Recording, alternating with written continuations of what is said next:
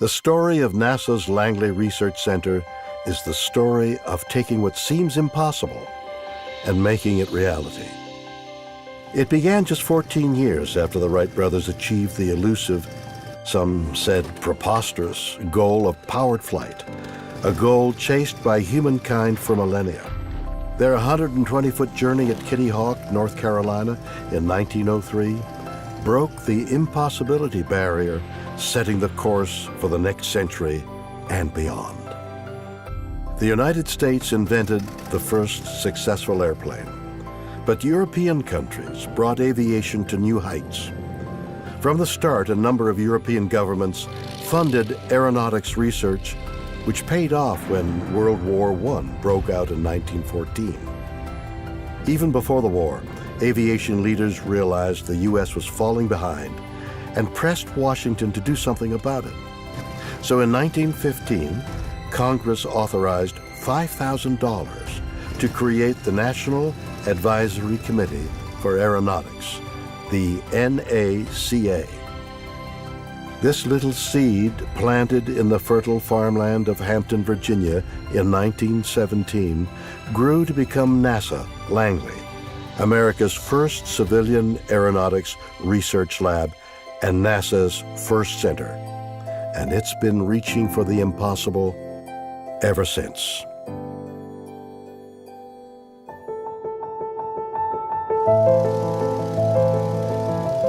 To go to the moon in this decade, not because they are easy, but because they are hard.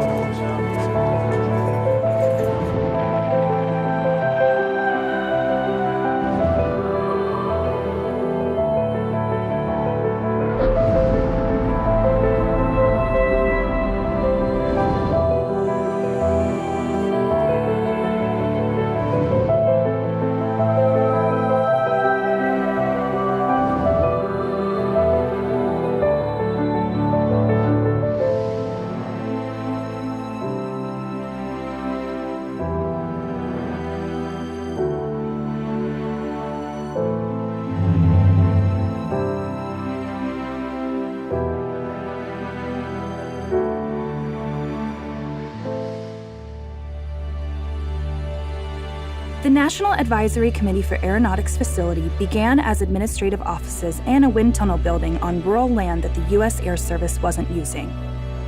The NACA broke ground for the Langley Memorial Aeronautical Laboratory on July 17, 1917. Topographically, it was a swamp, but geographically, it was ideal. Hampton was really the perfect area for a facility like Langley. The U.S. Army Air Service was already there, so there was already flying going on. And what the engineers liked was the fact that it was a pretty good distance from Washington. So the suits were up there and the engineers had Langley to themselves. World War I had shown aircraft's need for more speed, power, and agility. Not just in wartime, but for untapped commercial possibilities. It was for that reason Langley was conceived as a truly national laboratory, to benefit aeronautical exploration. From the start, Langley dedicated itself to building the tools, setting the rules, and solving the problems that kept flight from reaching its potential. At the time Langley was established, the potential for aeronautics was as big as the sky. There was no place to go literally but up. The United States was really far behind Europe in terms of aeronautical research and progress. The Europeans, after all, had been driven by the fear of war and then an actual war, lots of money going into the technology. In this country, not so much. And the founders of the NACA recognized just how important those European labs had been in pushing European aeronautics. Langley came online as America's first civilian aeronautical research lab in 1920. The NACA's first atmospheric wind tunnel was already at work testing aerodynamic forces that affect aircraft. It was a good beginning, but by no means state of the art. The aerodynamicists knew they needed to do better, a lot better. And they did. 2 years later, in 1922, they powered up a new device no one had ever seen before. The world's first pressurized wind tunnel, the Variable Density Tunnel. One of the things they did with it early on was to run a whole string of airfoil tests, just all kinds of airfoil shapes. And they published the data in kind of a catalog that was really of revolutionary importance for airplane designers. You could go to the NACA catalog, you could pick out an airfoil that had the characteristics you wanted, and there you go. These reports, still used by aircraft designers today, kicked off Langley's reputation as a preeminent research facility. The value of Langley's wind tunnels came early. In 1928, Langley engineer Fred Weick used the propeller research tunnel to design a cowling or cover for propeller engines that reduced drag, cooled the engine, and increased an aircraft's flight speed. And it was those sorts of improvements coming out of the NACA that really laid the foundation for the advance of both military and commercial aviation in this country. Success followed success. Encouraged by the propeller research tunnel, which was big enough for a full-size aircraft minus the wings, Langley built a tunnel to test entire planes, wings and all. In 1931, Langley opened the full-scale tunnel, which could test at speeds up to 118 miles per hour.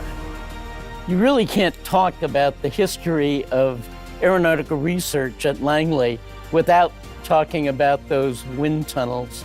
As you get into the mid and late 1930s, Langley, on the basis of the airfoil research, the cowling, and all of the other work they were doing, had established itself, the engineers had established themselves as a match for anybody else in the world. The Germans, the English, Langley was right there contributing to the body of knowledge. And when the winds of war began to blow, Langley's tunnels were ready to serve. Many believed we would never beat Germany's superior air power. And based on how things looked at the end of World War I, that would be a reasonable assumption. But a lot had changed in one generation. During the war, I think the lights never went out at Langley Research Center. The full-scale tunnel, I mean, you could put a full-scale fighter with a 40-foot wingspan in that tunnel and do really important tests with it. Those tests were possible in part because of women who filled critically important jobs in machine shops, laboratories, and offices, while men were at war. The Langley Research Center just played an incredibly important role during World War II, as it had in the years leading up to the war. After the war, the innovations kept coming to increase structural integrity, safety, and speed. But how fast could we go? Speed was, at that time, one of the things that aeronautics was all about, after all. And Langley, from the days of the NAC cowling and the other advancements, had certainly done its part to build speed. By the late 1930s and during the war, it became clear to engineers, though, that there was a real problem on the horizon. That problem was the sound barrier.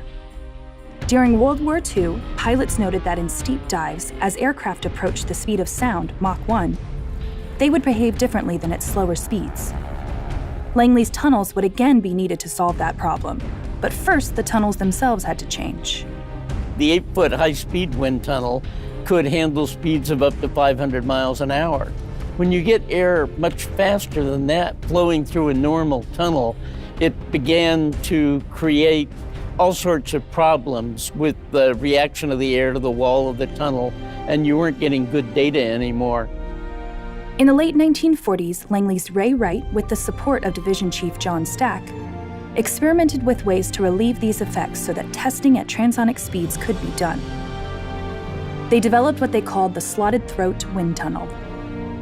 You'd always been able to test at supersonic speeds and, of course, at subsonic speeds, but it was in the transonic area where the tunnels had a problem until Langley engineers solved it. This was the dawn of the supersonic age, where research would push flight beyond the speed of sound.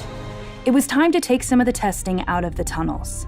The U.S. Army Air Force teamed up with Langley and Bell Aircraft to develop an experimental rocket engine-powered aircraft, the X-1. One solution was to design an airplane to go out and gather the data, and that's what the X-1 was. On October 14, 1947, test pilot Chuck Yeager took the X-1 on its 50th flight and became the first person to break the sound barrier. Mach 1 was not only reachable, but thanks to Langley and others' research, just the beginning. The future was suddenly coming at us faster than sound, and Langley was up for the challenge of the new high-speed frontier. At the time the X-1 flew through the sound barrier, it meant a couple of things for Langley. While the wind tunnels were still incredibly important and engineers were still doing that work, now there were these new tools, research airplanes. And so subtly, the mission of the NACA and Langley began to change a little bit. One of the most brilliant innovations sprang from the mind of engineer Richard Whitcomb. It's called the area rule. The design concept provides for an indentation in the fuselage near the wing. This indentation reduces the drag at transonic speeds and thus allows the airplane to fly faster and farther without an increase in power. By the mid-50s, the supersonic age gave way to the hypersonic era and the race to achieve speed above Mach 5. Langley's researchers worked with the other NACA centers, the Navy, Army, Air Force, and North American Aviation to design, build, and test the experimental hypersonic X-15. The world's first hypersonic research aircraft made its maiden voyage on June 8, 1959. Mach 5 is hypersonic. And of course, the most famous hypersonic manned vehicle was the X-15. And again, Langley's involved in helping to think about the aerodynamics of that vehicle and in testing it. I mean, it was an NACA, NASA program that really did bridge from the age of the air to the age of space. The sky was no longer the limit. And whether or not anyone realized it at the time, the space age had begun.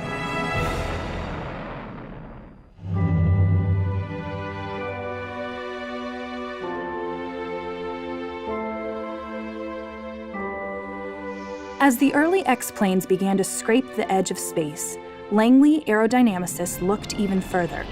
The U.S. had much to learn about rockets, and to learn it, Langley turned to one of its up-and-coming engineers.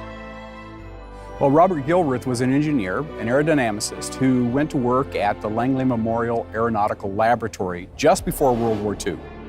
At the end of World War II, he was instrumental in creating the Pilotless Aircraft Research Division. Now, during those early years, they were exploring the flight regime around transonics into supersonic and ultimately hypersonic flight. So it was very much a rocket development organization.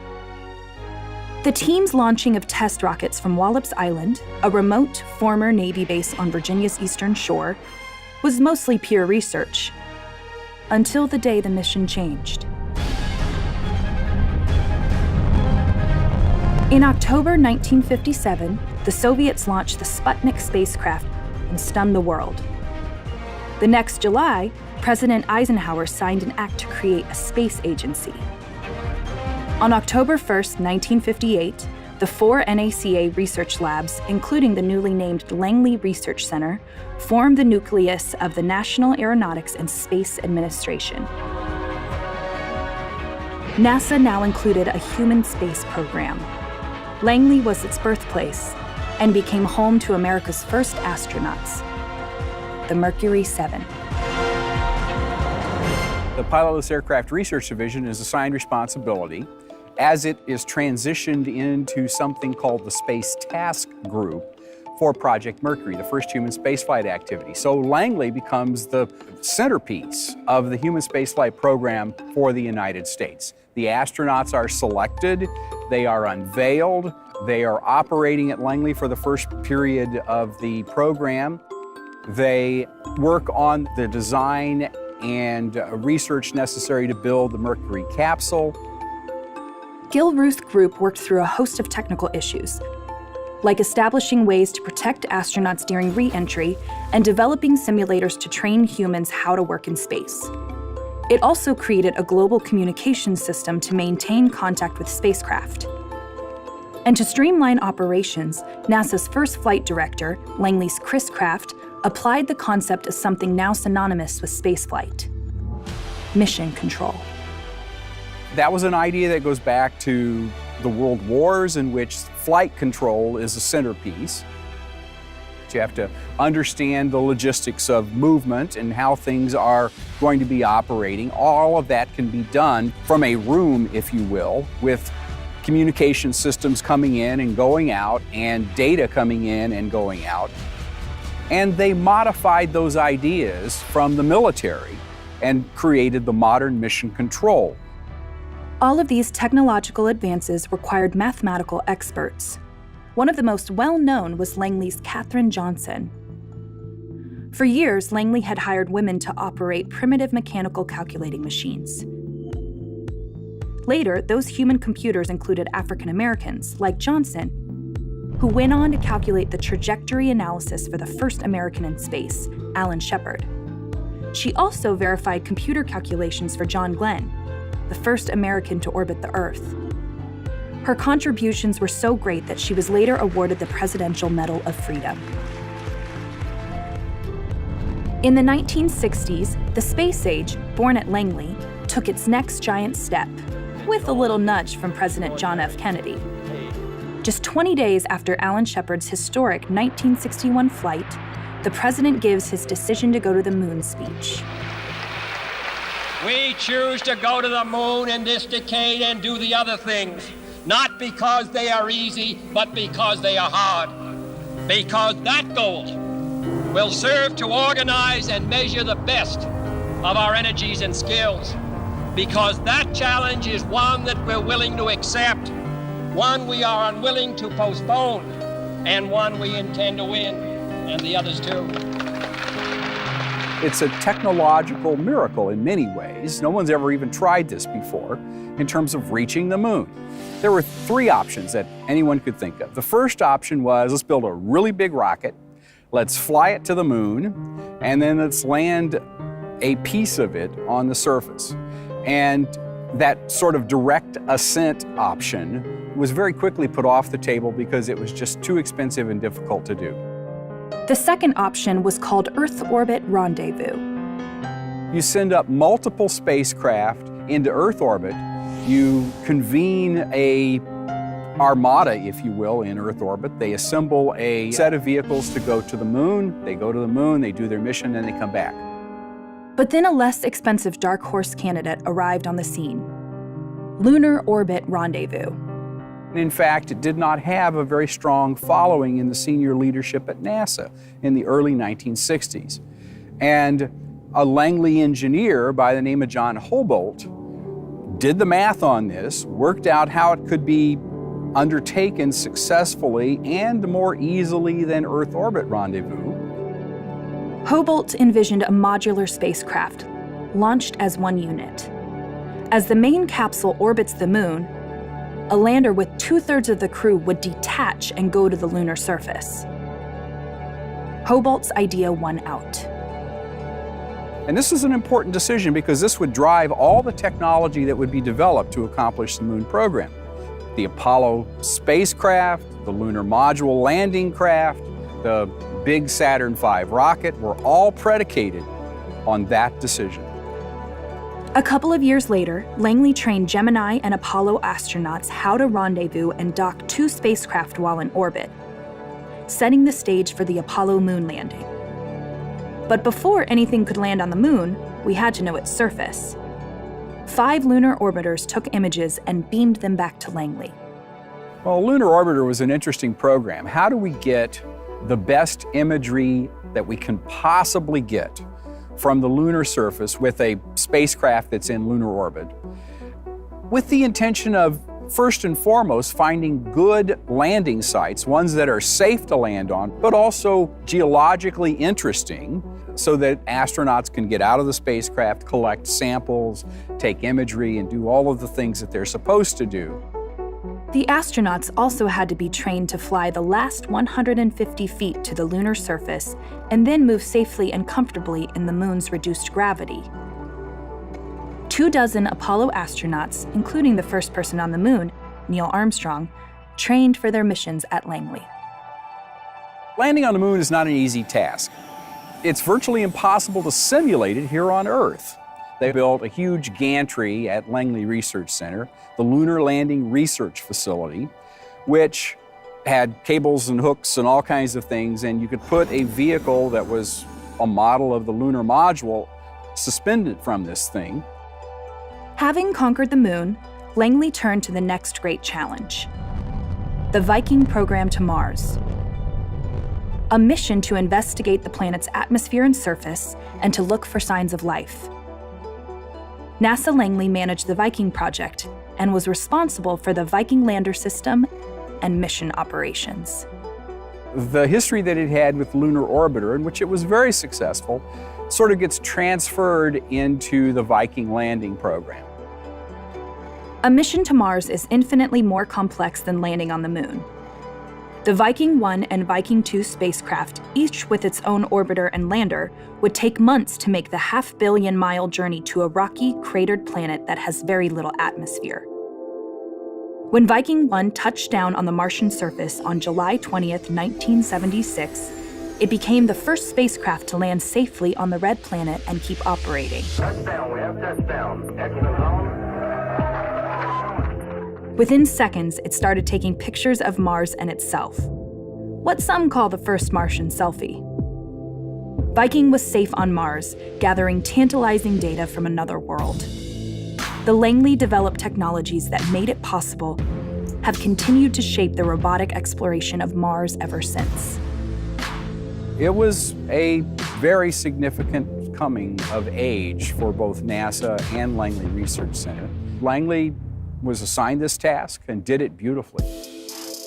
By the time Viking 1 blinked out in 1982, the world's first reusable spacecraft, the Space Shuttle Columbia, was starting its 5th mission. It launched on a rocket and returned to Earth like a glider. Reusable spacecraft goes back to Buck Rogers in the first part of the 20th century. The cartoon strips, the movie serials, the feature films, they all use reusable spacecraft. Langley's researchers knew about reusable spacecraft from their work in hypersonic gliders and spaceplanes. Beyond testing the preliminary shuttle designs and capturing tens of thousands of hours of wind tunnel data, Langley's engineers also conducted structures and materials tests, evaluated shuttle tire and braking systems, and improved its thermal protection system. From 1981 through 2011, NASA's 5 shuttles flew 135 missions. Its crew transported large cargo to low Earth orbit, launched, repaired, and recovered satellites, and helped build the International Space Station. With astronauts living and working in space since the year 2000, and commercial companies now conducting supply missions to the space station, NASA could focus on deep space travel. With the Red Planet again in our sights, Langley and other NASA centers are working on the Orion crew capsule and heavy lift rocket, the Space Launch System, or SLS. Mars is sort of the big enchilada of places we'd like to go. And I don't think there's anybody in the space community, and probably a whole lot of people outside the space community, who would like nothing more than to see astronauts set foot on the Red Planet. It's hard to do. There's radiation hazards, there's the microgravity environment that has to be dealt with. All of those are challenges that need to be overcome to undertake a human mission to Mars. Langley Research is tackling these challenges and many more. Just like the testing of the Saturn V and shuttle designs, SLS models are being tested in Langley's tunnels and with Langley computer know-how. And Langley engineers have led efforts to build a launch abort system designed to carry the crew away in the event of an emergency during liftoff. Versions of the Orion capsule have gone through testing at the same gantry used to train the Apollo astronauts. Splash tests of Orion mock-ups, outfitted with sensors, and some equipped with crash test dummies, will help us better understand what the spacecraft and astronauts may experience when returning home after deep space missions. One of the things that you have to do is come down in some sort of target area that is within the bounds of the ships that you've got at sea that are going to recover this vehicle. You do not want to leave the astronauts bobbing in the water for too long. Langley researchers are using all their tools to make sure everything is on track for our journey to Mars.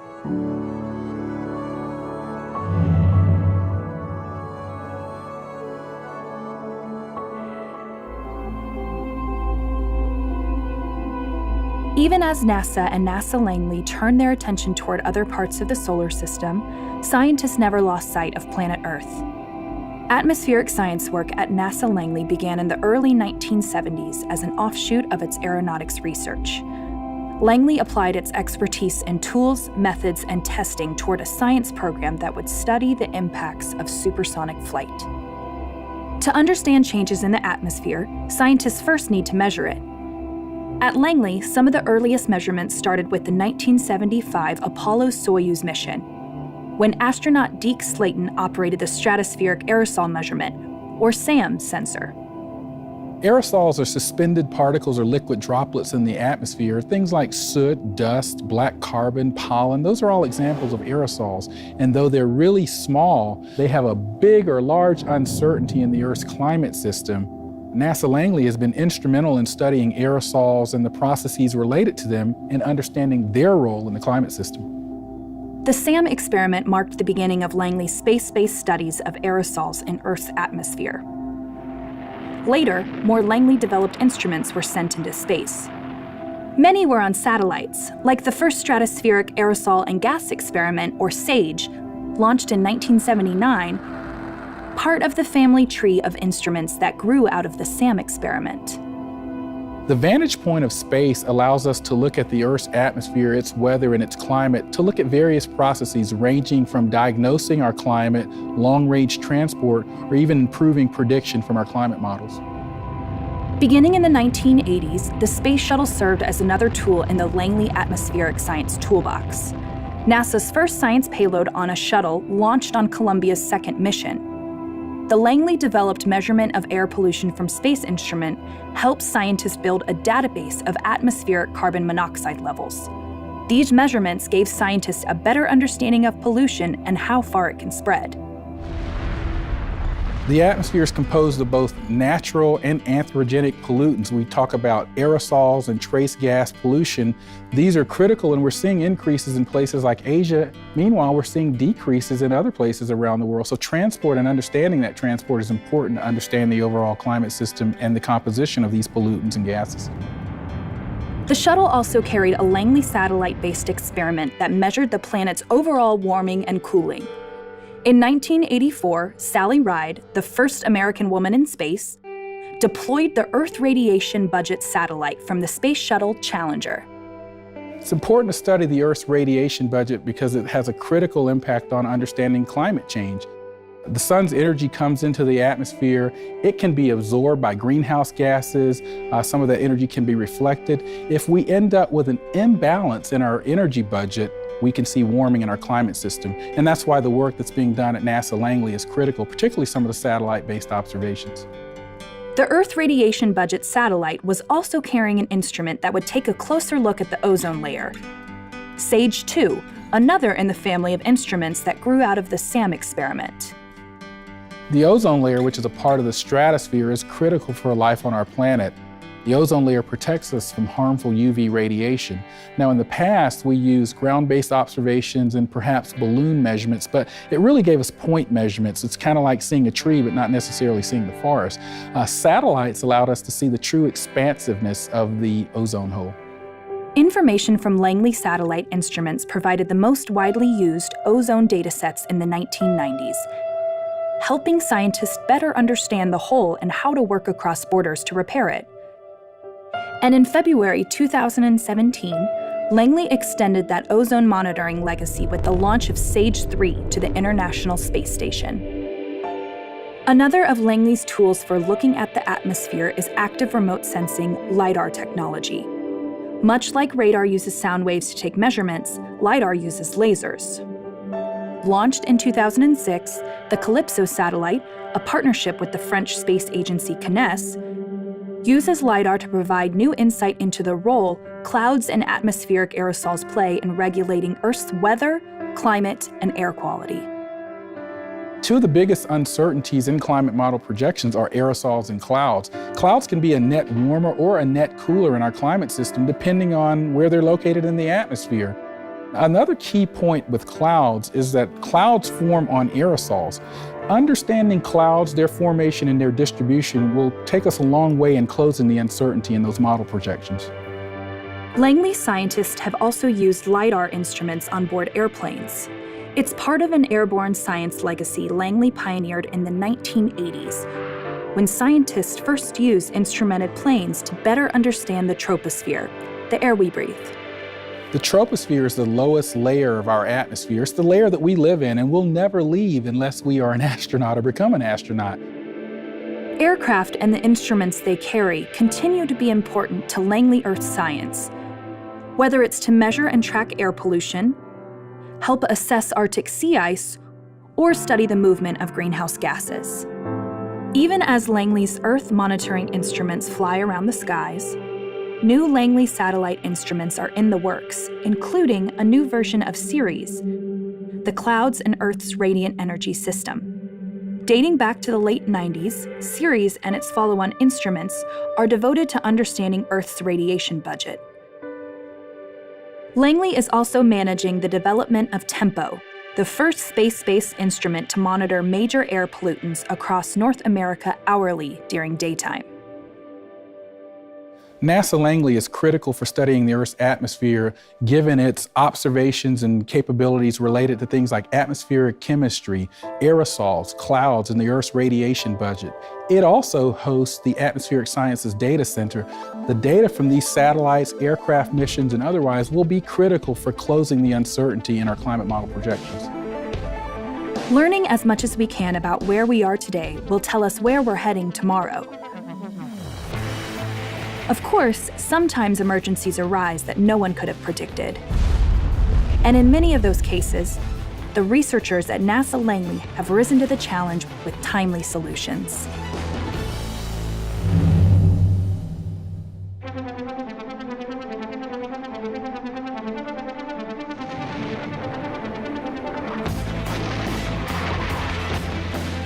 Wartime is the ultimate national emergency.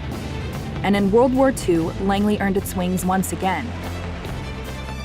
By methodically examining individual warplanes, engineers learned how to squeeze maximum aeronautic efficiency out of each one. It was called drag cleanup.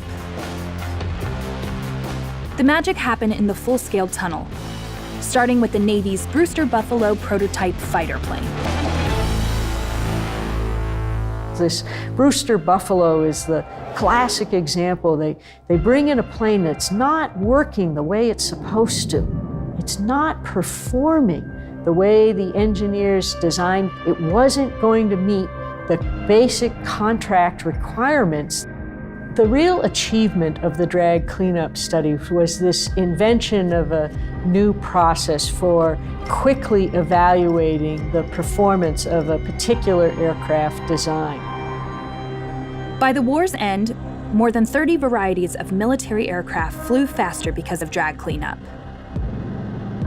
And you cannot overstate how important that was to the performance of these vehicles throughout the Second World War, and really helped give the Allies an edge in their air power. Langley's engineering also made a difference in civil aviation. It benefited the nation and the industry by producing amazing aircraft right after the Second World War, airplanes that could fly faster and farther and higher than anything that had ever been designed in human history. Those new advancements came at a cost. Vibrations that are inconsequential at lower speeds can be catastrophic as planes flew faster. The vibrations, called flutter, could literally shake a plane to pieces. And then suddenly in 1959, an Electra fell out of the sky and another one fell out of the sky, and people lost their lives. And this was a profound crisis for the airline industry. The Federal Aviation Administration ordered tests to find solutions. Industry turned to NASA Langley and its new transonic dynamics tunnel, designed to study the effects of wind gusts and structural vibration on aircraft. It was a blockbuster test for that tunnel. But what they did in this work was discover the root of the problems, what caused this vibrations, what caused the flutter to occur, and more importantly, how to fix it. The Langley testing did more than prevent further accidents and save countless lives. It also set the pace for the aircraft industry. I think one of the really important contributions that Langley made in this particular moment was that it taught industry how to work together productively, how to identify a research problem, how to solve it, and more importantly, it set up a research agenda for decades to come. Langley's problem-solving expertise was called on again after the 1985 crash of a Delta airliner at Dallas-Fort Worth Airport that killed 136 people. It went down trying to land in a thunderstorm, doomed by a wind shear downdraft, the second such crash in 3 years. The FAA tapped NASA Langley to lead airborne wind shear and microburst detection research. A microburst is kind of a mini tornado, but in reverse. And wind shear is when those wind currents suddenly shift unexpectedly.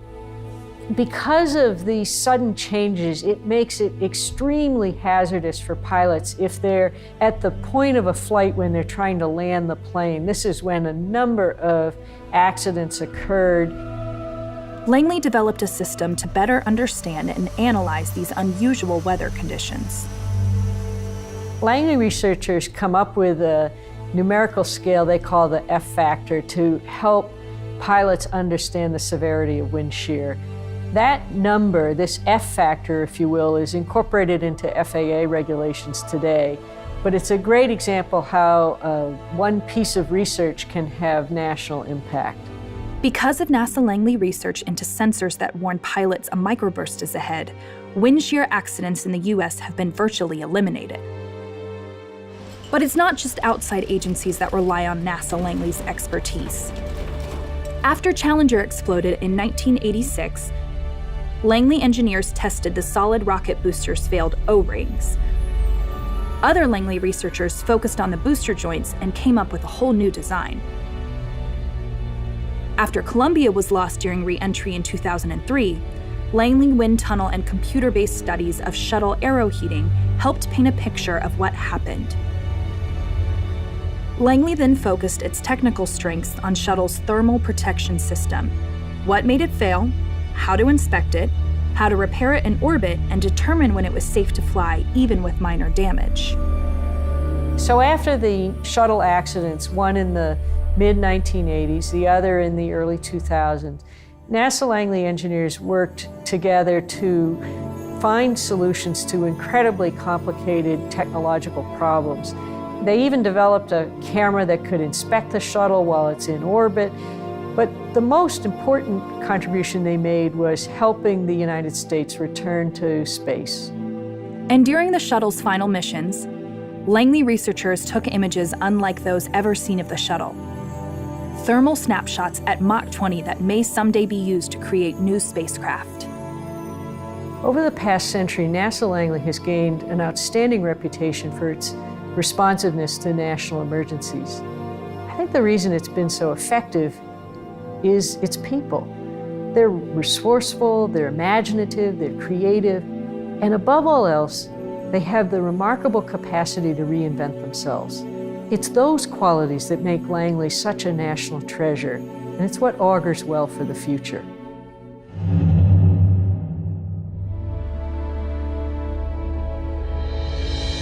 From the beginning, NASA Langley has been in the business of shaping the future. First, we conquered the air, then the sound barrier. After that, the moon. Next step, Mars and beyond. While we've celebrated successful Martian landings, starting with NASA Langley's Vikings in the 70s, and more recently, rovers like Spirit, Opportunity, and Curiosity, future missions will require larger craft, bigger payloads, and eventually human explorers. That will demand improved entry, descent, and landing, EDL technologies that must slow a Martian lander from 16,000 miles per hour for a safe and precise landing.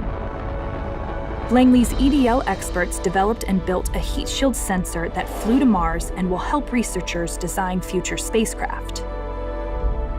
Other game-changing Langley inventions for planetary exploration include lightweight inflatable spacecraft heat shields, inflatable habitats, and next-generation rovers that will allow humans to live and work on other worlds.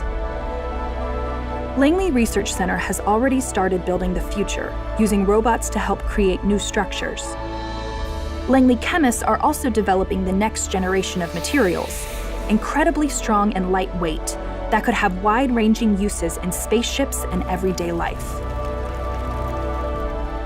But Langley has not forgotten its aeronautic roots or its commitment to X-planes. Almost 70 years after Chuck Yeager broke the sound barrier, Langley is working with industry on a supersonic passenger jet that would transform the sonic boom into a neighborhood-friendly sonic thump. Today's and tomorrow's X-planes have progressed to numbers like 43, the fastest air-breathing aircraft. The X-48, a new aircraft concept designed to be greener and more fuel-efficient. And the X-57, the first all-electric aircraft. All are being tested or developed at NASA Langley. On a smaller but perhaps even more ambitious scale, Langley engineers are looking at concepts like personal air vehicles and drones that require the development of intelligent autonomous systems that can allow machines to learn and act independently. Other Langley visionary research will explore new ways to better understand our home planet. Langley scientists are developing low-cost, small satellite technologies to observe the climate and air that we breathe.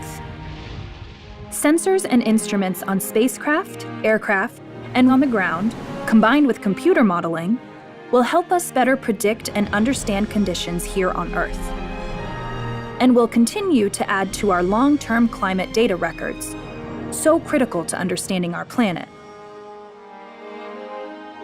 100 years ago, NASA Langley rose from the farmlands of Hampton, Virginia, to become an aerospace research powerhouse.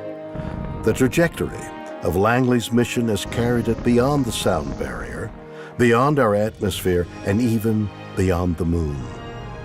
All the while, NASA Langley's advances in materials and atmospheric science are improving life right here on Earth, expanding our knowledge and protecting the planet.